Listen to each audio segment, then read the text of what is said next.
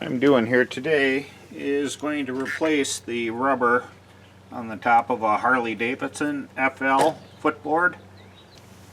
Little rubber pieces here, they got old and tore off. So next what I'm going to do is take those out of there, clean this up real good.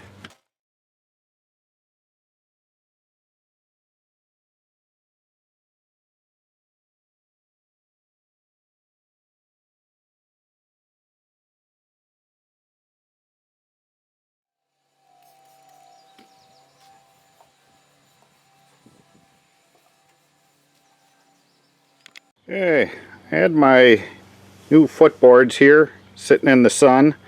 Helps if the rubber's a little warm. What I'm going to do is put a little bit of dish soap on each of these areas here, and then we'll snap it in.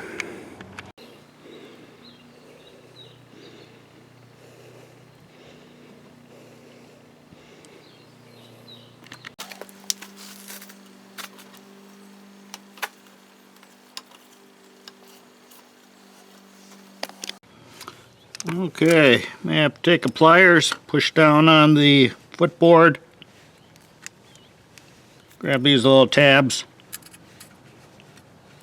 get that rubber through.